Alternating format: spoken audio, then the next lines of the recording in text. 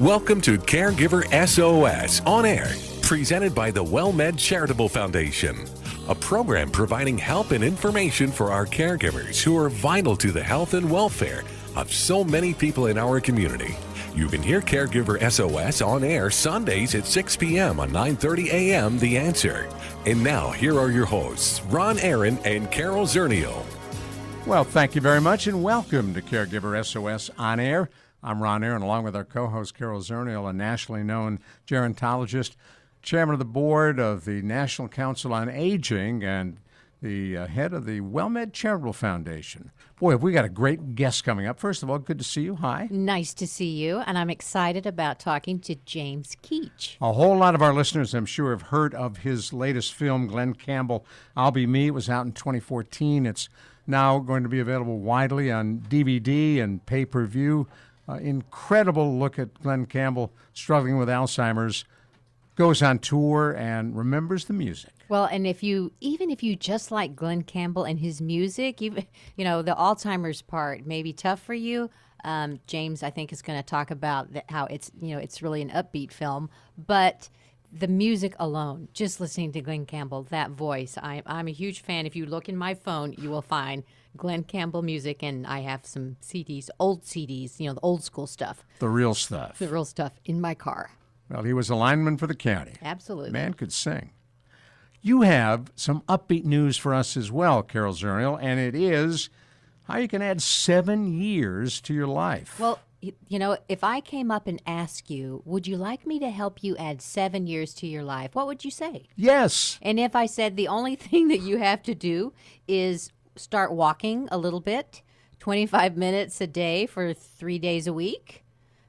I can do that. You can do it. Anybody can do that. So that's the latest research. Yes, we keep talking about this. It is that inactive lifestyle that is the big danger for caregivers and for the people that they're caring for. The best thing that you can do for someone, we've talked to people in treating diabetes and other surgeries, and they're talking about exercise and circulation. We've talked about it with heart disease. We've talked about it with Alzheimer's. And this latest study from Saarland University looked at walking and activity as a way to slow the process of aging. So that's how you get this. Plus. Yes, that's a plus. So activity actually helps repair DNA, and it's the breakdown of DNA that causes the aging process. Our cells, when they multiply, they're not as pretty as they were when they were younger. There's little degradations, little breakdowns, and that's why we're not quite as beautiful as we were when we were younger. And they said, to put it simply, taking up exercise was shown to help slow down the inevitable aging process. Exercise buys you 3 to 7 additional years. So it's an antidepressant. If you suffer at all from any kind of depression, it may help reduce the onset of dementia, which would be important for Glen Campbell's family. And just 25 minutes a day, 3 days a week, get 7 years back on your life. I walked 25 minutes in the pool the other day. Which is even harder than walking on land. Well, when you have bum knees, it's really pretty easy compared to dry land. Well, but you've got that resistance, which actually Right. is better than walking. I like that. Is better than walking in the air, and yet it feels easier somehow in the water. It's deceptive. It is deceptive. 25 minutes a day, only 3 days a week. That's right. Well, I like the 1 minute you could do every once in a while. You want we can talk about 1 minute some other day, but you get 7 years back for just that little bit of walking. I'm in. And while we're talking about stuff you can do, you've got a list of Social Security myths. I do. Okay. Must be a ton of them. It's coming up with this whole election cycle. So you're going to hear all kinds of weird things about Yes. Social Security. You are. It inevitably happens. And there's a lot of misconceptions about Social Security. Number one is that it's only for old people, which is not true. People with disabilities, old people, and survivors. It is the original survivor benefit. So your children are protected. If something happens to you and you have children, if they're in high school, they can be 19 years of age and younger, and they will get death benefits. And so we have life insurance, and we don't even think about it. It's a huge plus. Young people will never get their Social Security. They're paying in for it. It's just for nothing. They're paying for Grandpa. Paying for nothing, yeah. They're never going to see it. Absolutely not true. everyone knows how to fix Social Security. We know how to adjust Social Security. We have done it before. Medicare is tougher, but Social Security, yes, your benefits are going to be there. Are they going to be, if you live to be 120, are you going to get every dime back? Maybe not, but if you're not around, you don't need that money anyway. So Social Security, it's a good thing.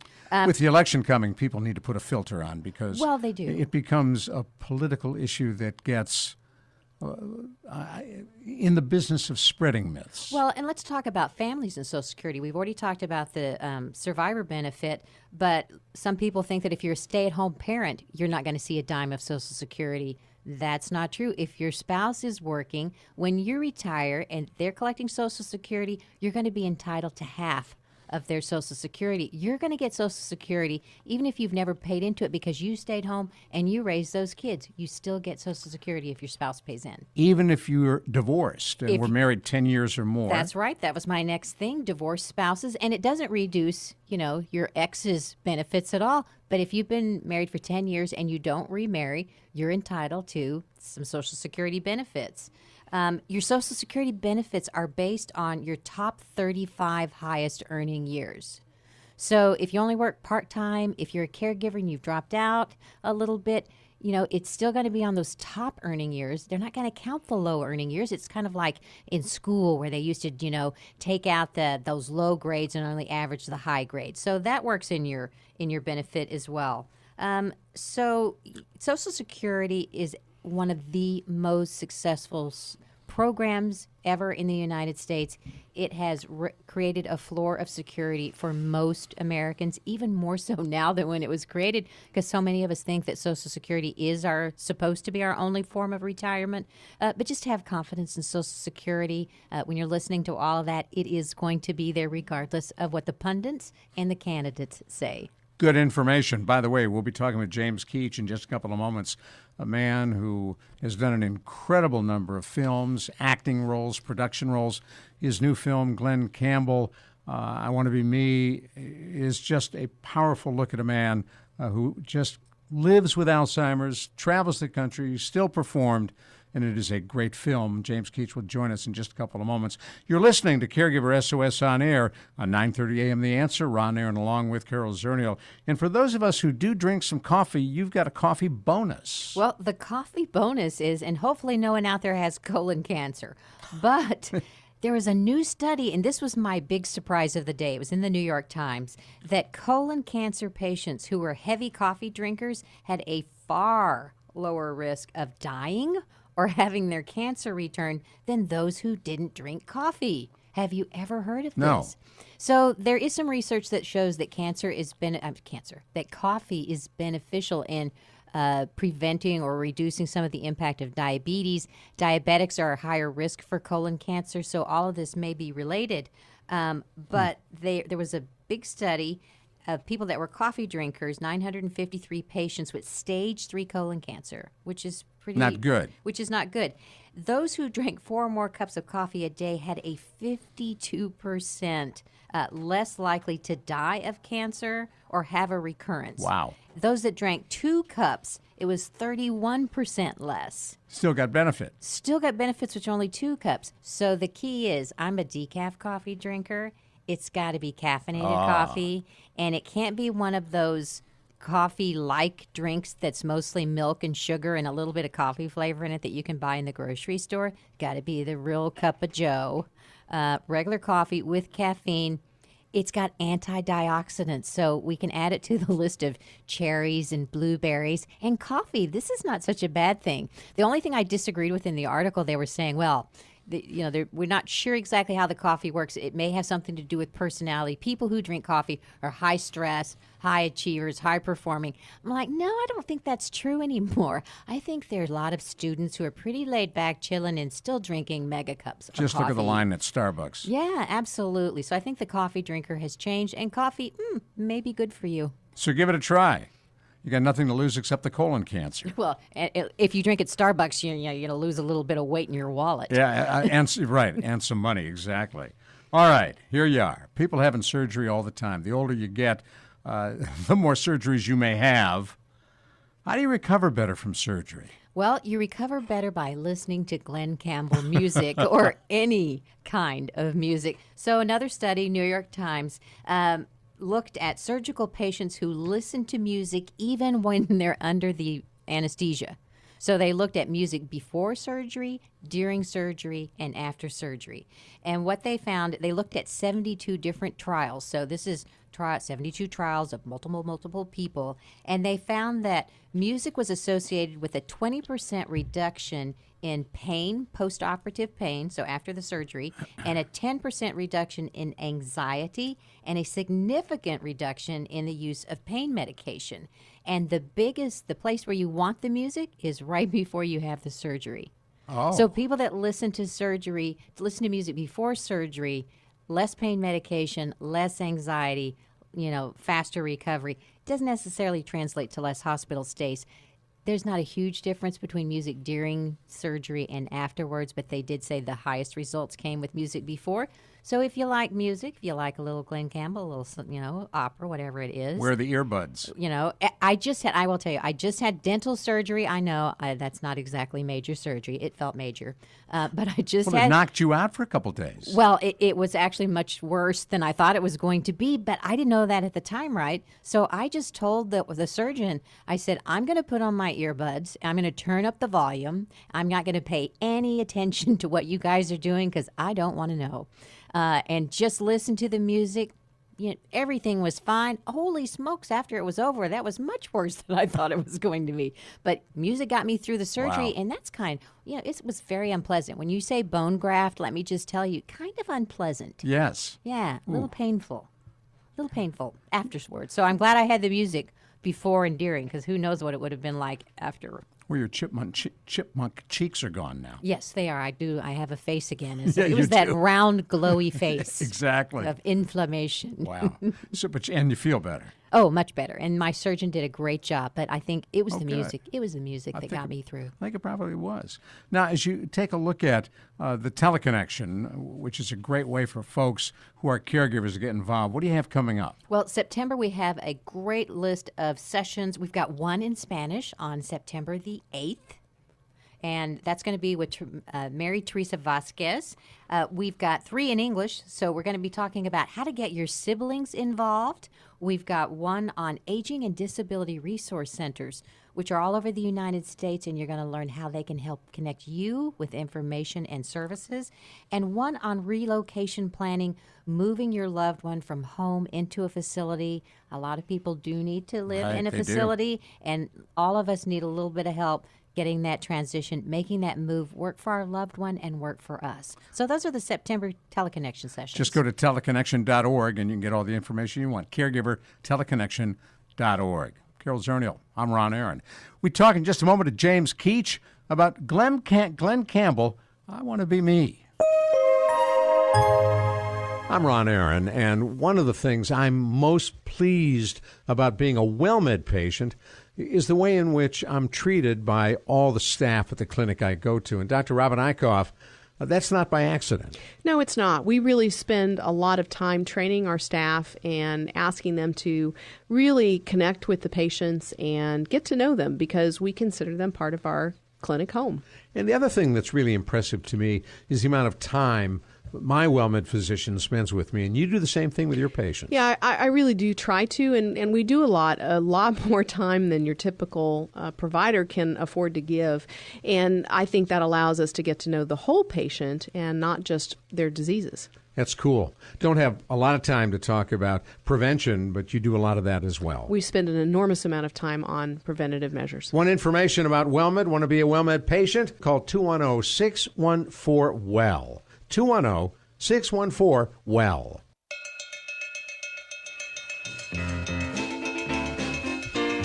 Well, we're so pleased you're sticking with us. As we suggested at the beginning of the program, we have a very special guest joining us today, James Keach, who directed Glen Campbell, I'll Be Me, a very powerful look at Glen Campbell in the last year or so of his life as he and his family struggled with the impact of Alzheimer's. James Keach is an actor. I'm sure you know the name. His brother, also an actor. His father had been an actor as well. Keach went to Northwestern University, earned a master's in fine arts, Yale School of Drama, and classically trained in Shakespearean as a Shakespearean actor. And as I kidded him when we talked briefly off the air, and welcome to Caregiver SOS on air, James. So what went wrong with your life, Shakespearean trained actor? Life got in the way of my plans, and people didn't understand iambic pentameter. Yeah, I think you're right about that. That's, you just say the word and people's eyes gloss Exactly. over. Yeah, I'm an English major who couldn't find work, right? Actually, nothing went wrong. Everything has gone pretty well, considering. Talk to us about, first of all, how this project came together. I think all of our listeners on Caregiver SOS On Air are aware of the basics of Glen Campbell, diagnosed with Alzheimer's, still goes on tour. Once he's on stage, for the most part, he remembers the songs, the lyrics, the music, which is pretty typical of Alzheimer's patients early on. How did you get involved? Well, my partner Trevor Albert and I have a production company, and along with Jane Seymour, and I made a few years before I made a movie called Walk the Line. I produced it and developed it with Jim Mangold and Kathy Conrad, and so I got a few Oscars out of that one. Yeah, and so Julian Raymond, who had produced Glen's last two albums, was actually and continues to produce my son Johnny, who's now 19, and in Nashville with Julian, produced Glen's last two albums, and was working with Johnny and his band at the time, developing them, and he would come over to the editing room and he'd say, "Man, you got to do something about Glen, like you did with Johnny Cash." And we said, "Well, we kind of did the biopic. I'm not sure that's something we want to work on." No, it's a little different with Glen. Glen's got Alzheimer's. He's going to announce he's got Alzheimer's and do a tour. So maybe you guys could just do, 4 or 5 weeks of the tour, because that's all he's booked for, and we don't think he's going to last very long. And we're going to do this in a few months. I said, "Well, let's talk about it." And this went on for several months, and finally he said, "We're getting ready to do it. Please do it." And I said, "Geez, I'm not sure. I'm not sure this has got a lot of entertainment value." And he said, "Well, just meet Glen, okay? Come on, James, just meet him." And so we did, and just fell in love with Glen and Kim. And I mean, Glen walked in the room, and there was my son Johnny walking across the living room with his guitar, and Glen goes, "Hey, I play guitar. You want me to show you something?" And Johnny gives him his guitar and says, "Yes, sir, sure." And Glen just kills it, just shreds it, hands him back his guitar. Johnny goes into his bedroom like all teenagers do. And Glen looks at Kim and says, "When a man findeth a good woman, he findeth a good thing. I found me a good thing. She's my thing." And Kim says, "Hey, Glen, we're here to talk to James and these guys about making a movie about your Alzheimer's." "Alzheimer's? What's that? I don't got no Alzheimer's. I got part-timers." and then Johnny comes walking back across the living room, and Glen turns over and says, "Hey, I play guitar. You want me to show you something?" So right there, we got to see the whole thing. We got to see the repetition. We got to see the Alzheimer's in its beginning stages. We got to see this joyous, incredible musician. He was self-deprecating with a wonderful sense of humor, and a guy who's totally in love with his wife, and he was irresistible. So we said, "Okay, we'll do it for 5 weeks." Well, 5 weeks turned into 2.5 years and 2,000 hours of film. So 2,000 hours of film? Yeah. How do you edit that down? Huh? You could have made a 20-week series. Well, we could have, but we edited a lot of it. Was multiple cameras shooting shows.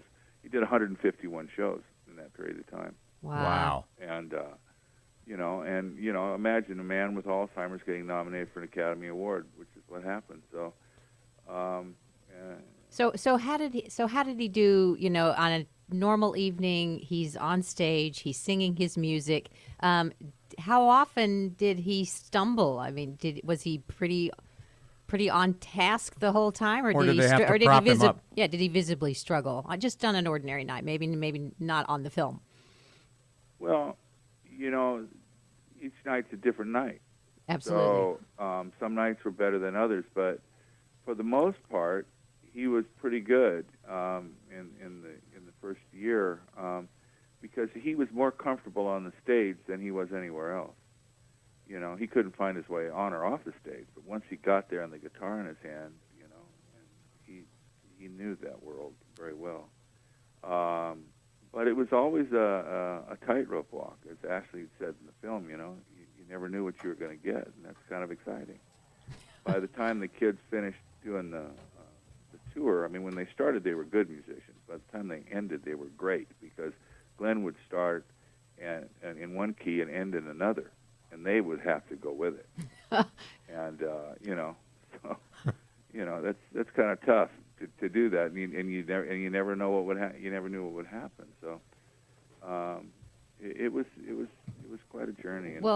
And for people that, you know, may have seen the film but maybe new to some of the science behind Alzheimer's, there's wonderful research now. They have the ability to look at the brain and what lights up, you know, when somebody has Alzheimer's, what centers of the brain are still working. And the most wonderful thing is music is absolutely one of the last things to go.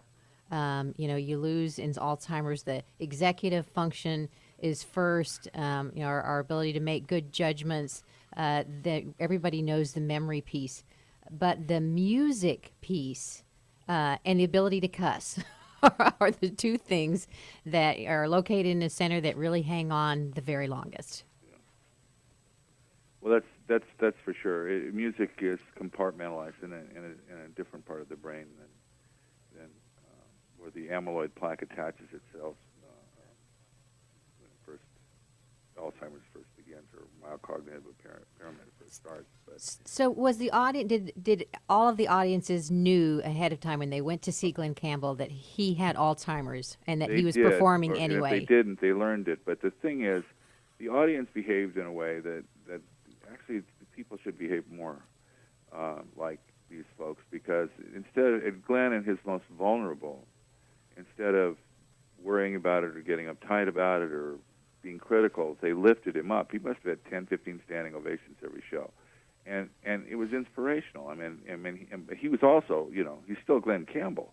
So when he hits a solo and he hits it right, it's unbelievable, and he can sing like a bird. You know, he never went off key, never, and he never warmed up. He's just so gifted as a singer, and you know, I mean, the guys that like Springsteen or Paul McCartney, the people that talk about him in the film, they revere this guy's talent because, you know, it's immense. I mean, the guy's a genius, you know, at what he did, but he's still a country boy, you know.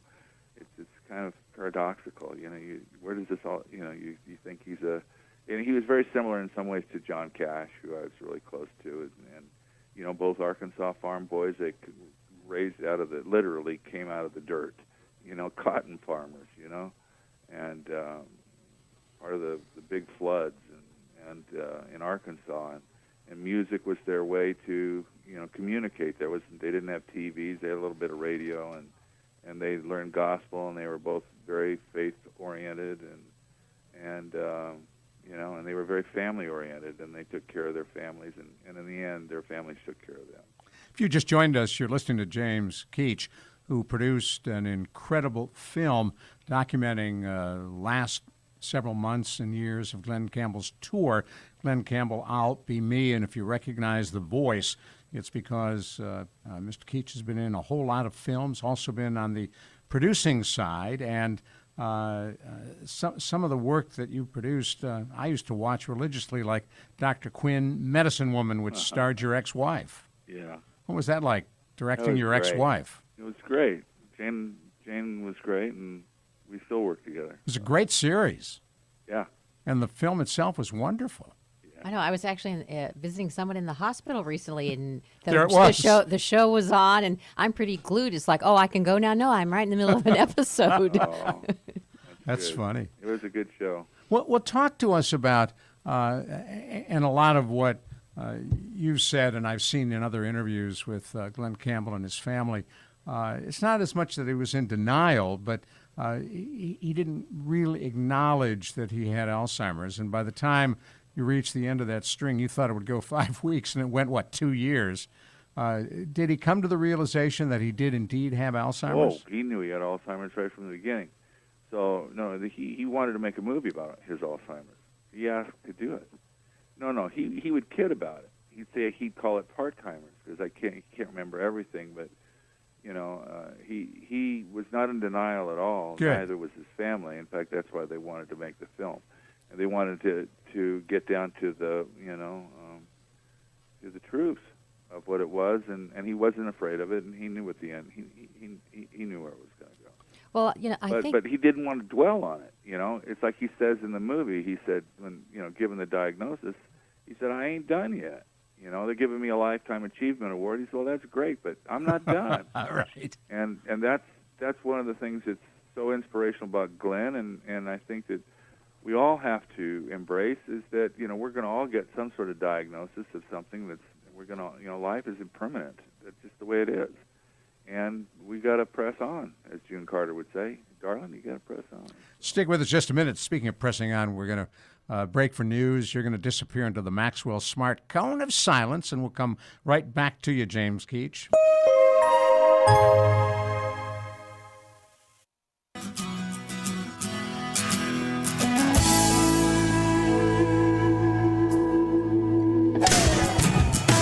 We're talking about Glen Campbell and his battle with Alzheimer's. The documentary Glen Campbell, I'll Be Me, has been on CNN and elsewhere. And with us is a gentleman who put it all together, James Keach, brother of Stacy Keach, and a man who has had incredible experience both on in front of the camera and behind the camera and producing as well. I'm Ron Aaron, along with Carol Zernial, and we are so pleased to have you with us. As you went through the time it took to produce this film, you got to spend an incredible amount of time around Glen Campbell. What was that like? Well, he's a very warm, loving guy, and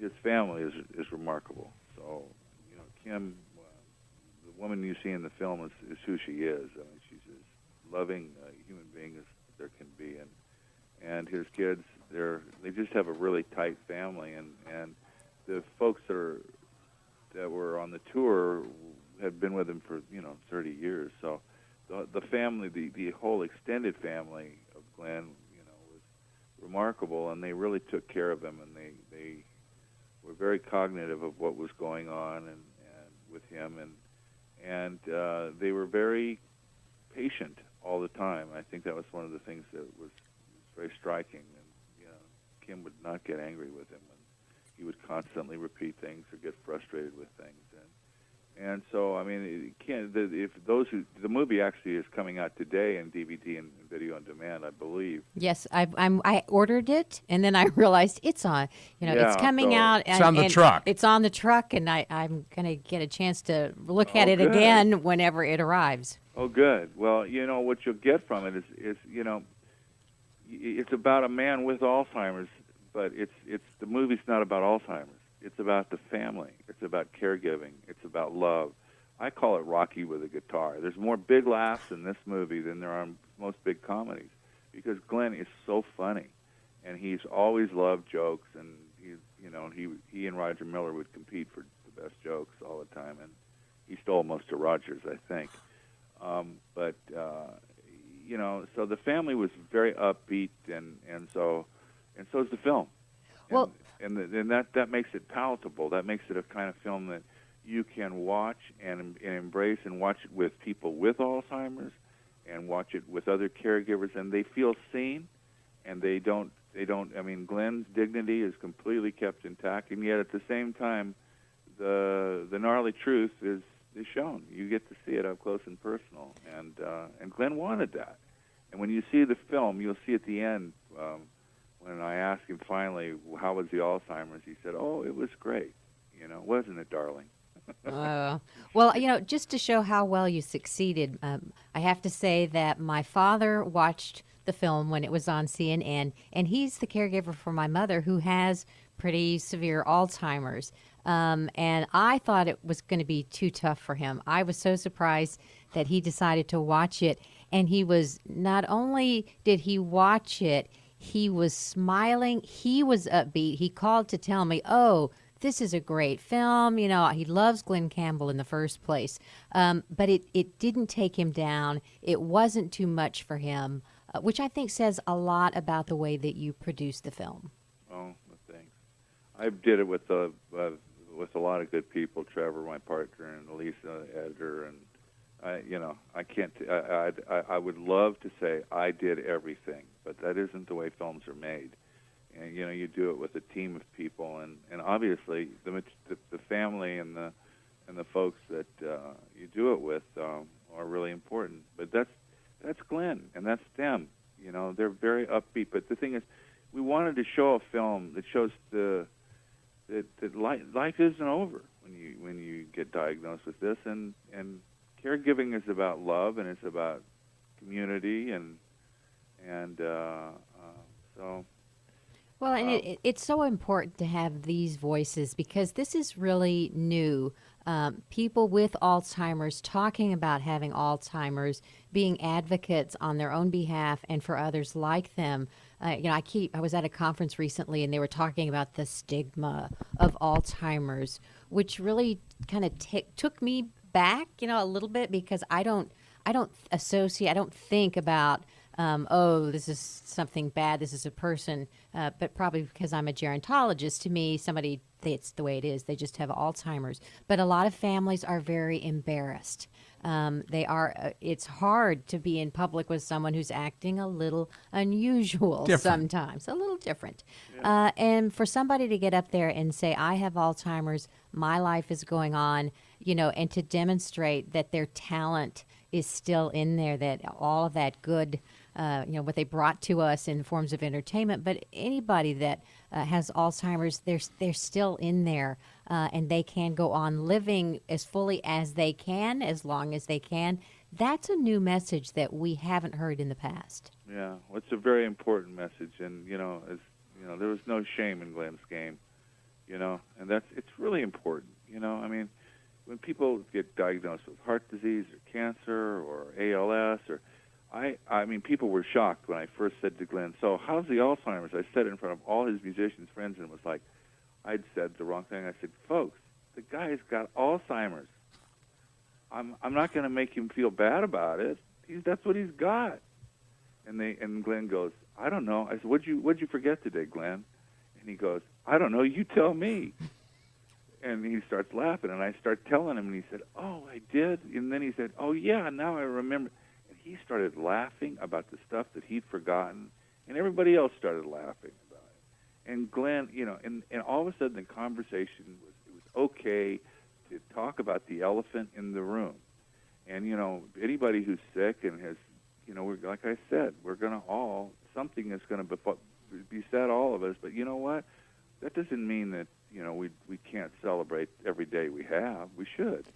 And part of celebrating it is being honest and truthful and in the moment, and not being silent and secretive and hiding in our despair. So James Keach, take us back to when you really didn't want to do this film. You figured maybe it would last 5 months. And there's no entertainment value. There's no entertainment value, exactly. All right, I'll meet with him. I don't really want to. When did the light go on and you said, man, we got to do this? The light went on when I saw what a great human being Glen was, and that he, in fact, was inspiring me not to feel bad and not to want to hide from this pain that he was inevitably going to go through, and inevitably his family was going to go through. In fact, he said, "Welcome it. Let's take the ride. Let's take the ride together." Nice. Well, talk a little bit about Kim, because she does come across as such a loving, caring person in all of the interviews. Does she have down days? Was that hard over the period of 2 years behind the scenes? Well, I can tell you, Kim would be the first person to say that she wakes up in the morning, she's depressed, and she goes to bed, she's sad. But she prays, and she asks for help, and she does the best she can with what she's got, and tries to look at it as an opportunity to be loving, but it's hard, and if she didn't have such deep faith that there's purpose to what she's doing, and that it'd be really hard for her, and it has been hard for her, but that's what gets her through. They have other help? She does have help. Several people have lived in the house, the nephew and and Ashley, daughter, moved home to help take care of Dad, and then Glenn for a while was in a home, not a home, but a memory care facility, and then now he came back home, to because Kim wants him closer. It's very, it was at one point it was more dangerous for Glenn. He was more active and more agitated at times. And, right. And then he's become less agitated, so she was able to bring him back into the house. And, it's a rough ride, but the whole family is so supportive and loving. Well, I think if you look at the film as an allegory for maybe the way a lot of people, most people with Alzheimer's and their families, because you talked about the band members, not only supporting him, being patient with him, picking up that key when it changed, and having the band supporting him helps Kim and the family, because it's not just the family, it's an extended family, it's a group of people, and still treating Glenn with the respect that he earned and he still deserves. And a lot of times that maybe doesn't happen when people get Alzheimer's. So it's a wonderful example to see. Yeah. Well, I really hope that obviously they find a cure or they can slow this thing down. But I really believe that whoever you're going to vote for out there, ladies and gentlemen, for president, you better ask them the question: what are you guys going to do to support finding a cure for this thing? Because 1 out of 2 people who hit the age of 85 are going to get it. Okay. Which is a very scary number. Huge number. Yeah, it's 40. Yeah, it goes from 40% to 50% in the upper not ages. ISIS. ISIS is obviously a horrible, horrible thing, but No, we understand. yeah. Yeah. So Yeah. I just think that this is one of those things that people should really pay attention to and not pretend it's going to go away without help from the government. So it's the movie's over. It's in the can. It's coming out here for wide release. How is Glenn doing right now? How has he changed since the film wrapped? Well, Glenn's not. He's not able to play music anymore very much. He's not speaking a lot. Kim says he'll go over to the window and say thank you, God, or he'll say I love you. He still recognizes Kim. He still likes to laugh, and he's still physically he's still healthy, Which is the tough part. That's the tough part. It's really tough to have someone who's physically very healthy and mentally has lost so much. What did you learn about yourself doing this film? Oh gosh, I learned that the journey of life is something that you really have to embrace every day. That you got to live in the moment. You never know what's coming when that diagnosis is going to come down, and you got to really do your best to do your best.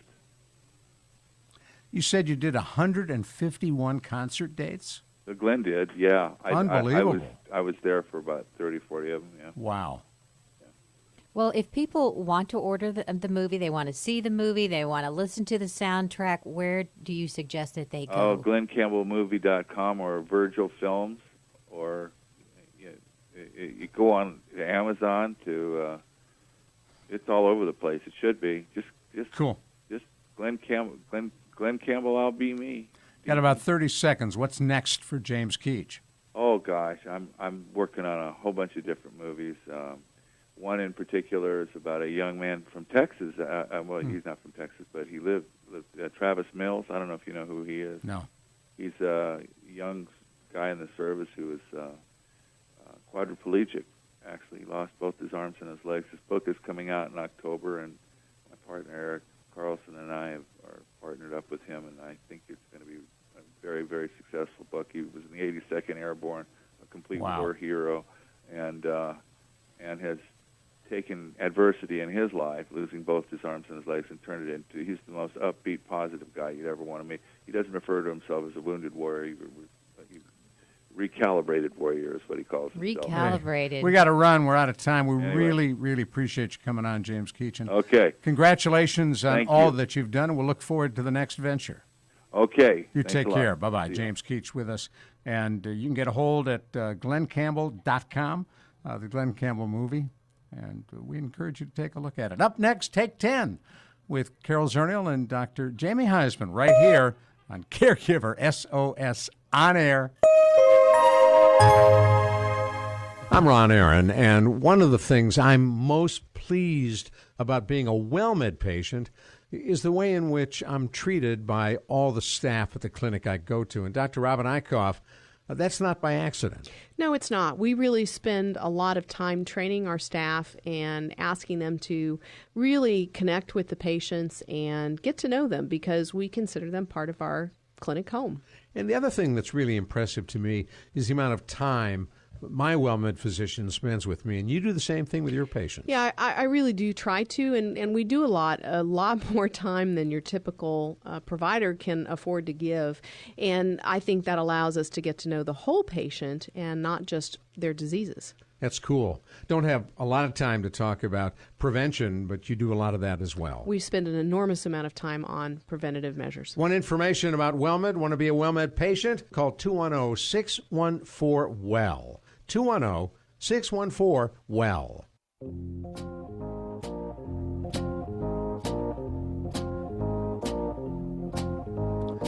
We are cruising right along here on Caregiver SOS On Air. As we do at the end of every one of our programs, we flip into Take 10, an opportunity for Carol Zernial, our co-host, and Dr. Jamie Heisman, a nationally known expert on caregiving and addictions, kick around a topic or two aimed at caregivers.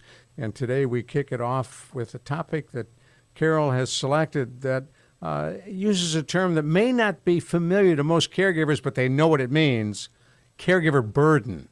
Right. So at professionals, we measure caregiver burden. We talk about caregiver burden. And it really means, how does a caregiver, how stressed do they feel? You know, how able are they to cope with the situation that they're in? So Jamie, why is it important for us when we're working with caregivers to understand what their burden is? Well, Carol, to me, caregiver burden has always been something that refers to people's emotional response to changes.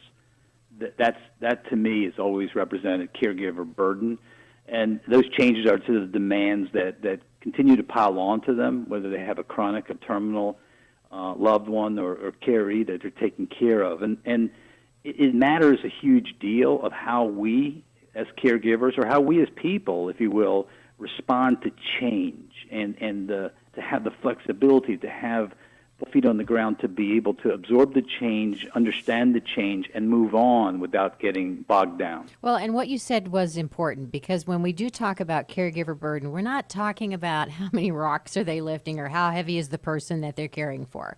Not literally. You're absolutely right. We're really talking about their emotional response. How do they feel about their situation? So if you are new to caregiving, you mentioned the word change.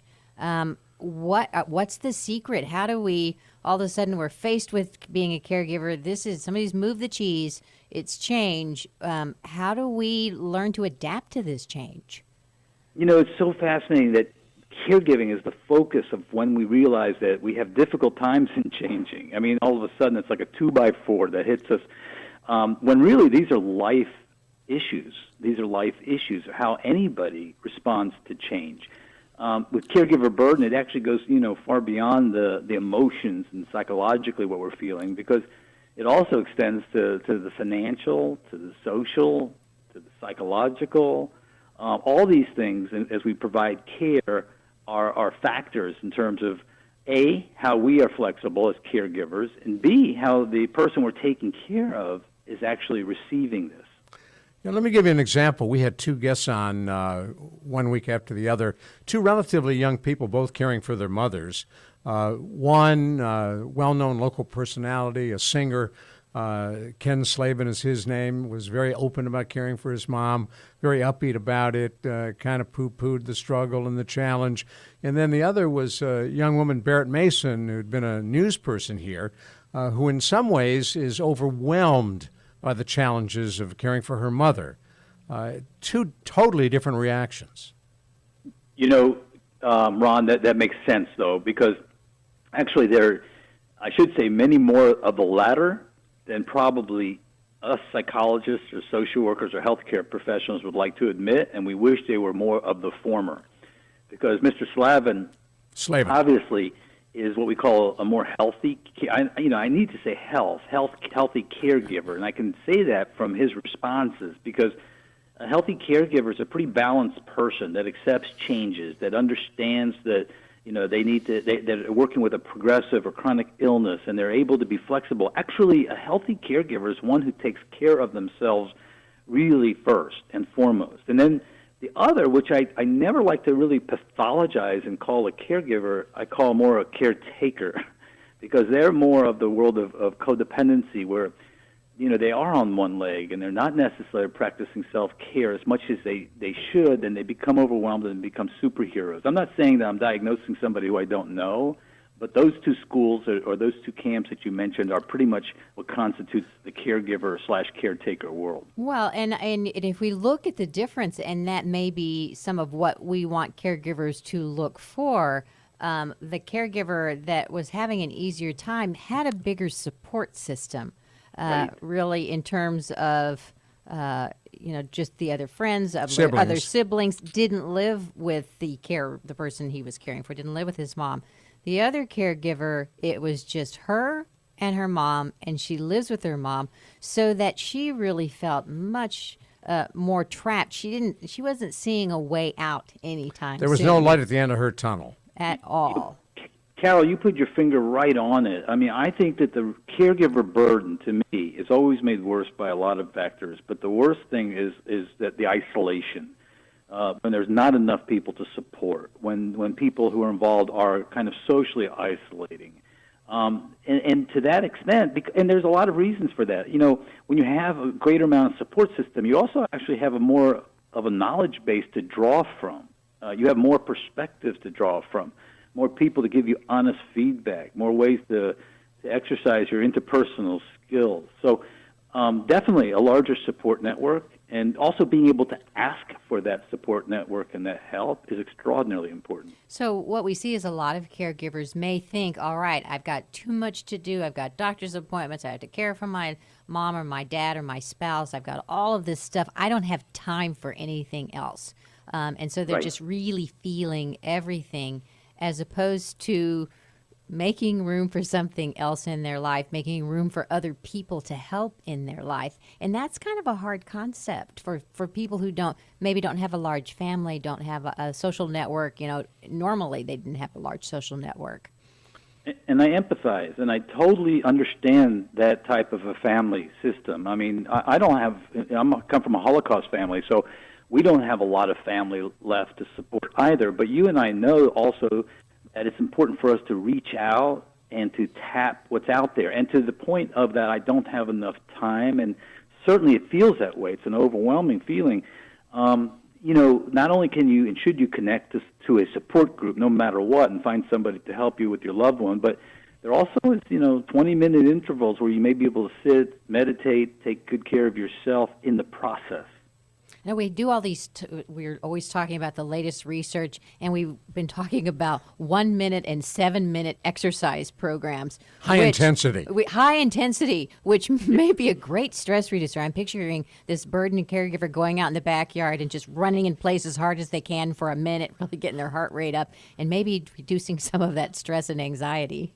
Well, I totally believe that, and I had to do it myself, and most therapists do, because as you deal with the dramas and traumas of the people who see us, if you don't take 1 minute or 2 minutes to unload and sit there and do some breath work, or with a little meditation, a guided imagery, if you will, for 1 or 2 minutes, I'm doing that now as much as I can just to catch my breath, then you're in deep trouble because you have nowhere to unload it. But that 1 or 2 minutes truly does a world of miraculous change. I have a friend here who works with really troubled kids and families, and what Brian says he does when he drives home at night, he rolls the window down in his car and virtually tosses all the stress out the window as he heads home. That's beautiful, because that's a metaphor, and that's literally what we try to do with our patients, and say, make a list, and we call it a God box, if you will, and then crumple it up and put it in it and just let it go. And so your friend, Ron, is dead on the right course. Well, he's, I guess, following what he preaches to his clients. Yeah. Well, but that's too few. And I must tell you, too, the caregiver burden can be affected also by sometimes when healthcare professionals aren't taking care of themselves, too. It's a vicious cycle. Well, so what advice would you have for caregivers who feel heavy burden? Whether it could be that they're new and it's really not that bad yet, or it could be that they're in the very thick of it 24/7. What top three things for a caregiver who feels like they are just drowning? I'm drowning. Well, you said it best. I mean, number one is don't isolate. That you find a group, or you find a buddy, you find somebody who can connect with you. I think women have the market cornered powerfully in terms of developing best friends, and men need to learn that. But that friendship is huge. So that'd be the first one. Another one would be learn as much knowledge about the condition you can. But again, put on top of all this some sort of self-care plan, whether it's a minute, 3 minutes, 20 minutes, all of it accrues. Dr. Jamie, perfect. Carol? I agree. I was just listening for the third one. That was the third there one. wasn't? I'll tell you that. Here's another one then. Take care of yourself at the top. You put yourself at the top, and if you have a strained relationship, put boundaries around it, realize it, and find a therapist to talk to. Thank you very much. Flat out of time. Dr. Jamie Heisman, Carol Zernial, I'm Ron Air, and you've been listening to Take 10, part of Caregiver SOS On Air.